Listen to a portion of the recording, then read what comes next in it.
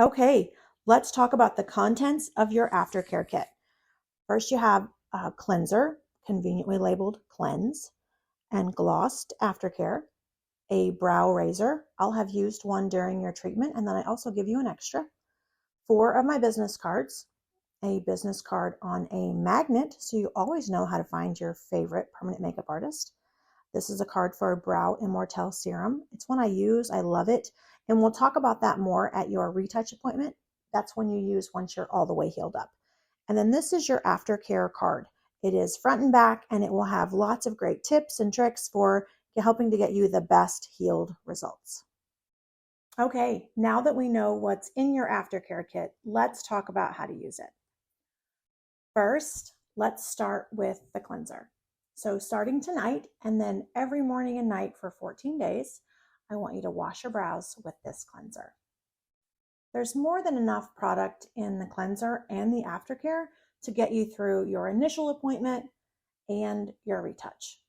You'll use about a pea-size amount to cover both brows.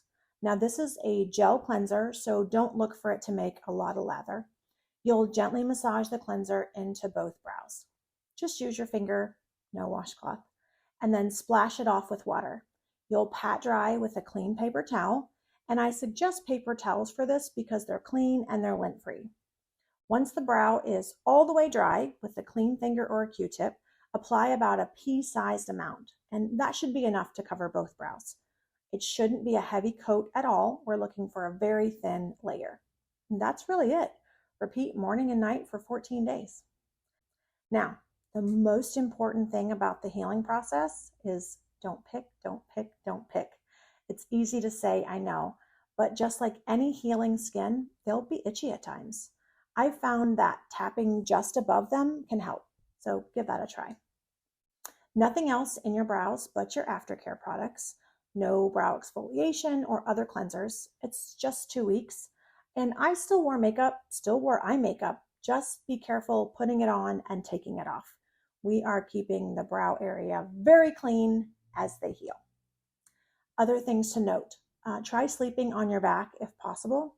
I know it's hard to change how you sleep. So if you're a belly or a side sleeper, push your pillow back just a bit so your brows aren't resting on it.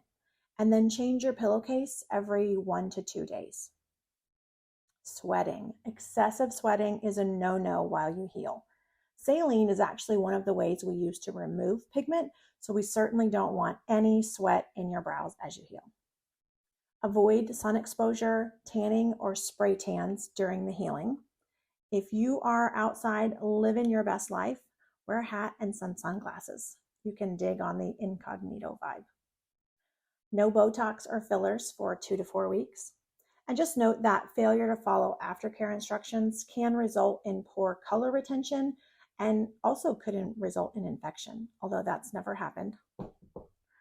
At the first sign of possible infection, please see a medical professional. Now, let's talk about what to expect during the healing process. Today, and the day of your brows, you're going to love your new brows. It's also possible you might have a little bit of what we call brow shock. It's a real thing. Suddenly, you'll have brows where you didn't before. You'll get used to it. In fact, you'll love it. Even as the day goes on and into tomorrow, note that your brows will darken. This is normal. The pigment is oxidizing, exactly like what happens when you cut into an apple or an avocado. So tomorrow, it's possible you'll look at your brows and think, I'm regretting my life choices. It's a good thing. If they're not too dark on day 2, that can be an indication that maybe we didn't get your color quite dark enough, and we'll adjust at your retouch. So keep in mind, too dark is a good thing, but also when I say too dark, please don't think Groucho Marx. Think maybe Susie got a new brow pencil and she was a little heavy with it. The next phase of healing is the healing phase. Yikes. This one can be intense for some folks. Again, the most important thing is don't pick. Picking can pull that color right out, and we don't want that. They will naturally flake off over a few days, and you may notice some flakes come off when doing your aftercare. As long as they come off on their own, without assistance, it's totally fine. The next phase is the disappearing phase. Sounds great, right? Again, totally normal for some spots to look like they've disappeared. Most of the time, they come back. And that's the next phase. They come back and your shape is holding. But keep in mind, your brows will fade significantly between your first and your second appointment. It really does take both of those appointments. For this first appointment, I'm really trying to lock in your shape. Then we'll do your retouch, see how you heal, and the color will hold much better after that second appointment. If this time, after your brows have healed after that initial appointment, you want to fill them in, go for it. You don't have to guess anymore where they should go. Your shape is there to guide you. Brows done in seconds.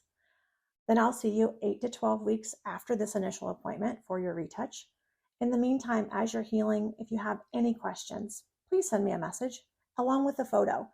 The answer you'll get back is usually they look like healing brows, but I'm more than happy to take a look. Now, keep in mind, I've told you all of the things that can happen in the healing phase. Most people come back and tell me it was an absolute breeze, but just in case you're the one person that experienced all of these things, just know that's also completely normal. You're going to love your new brows. Now, let's do it.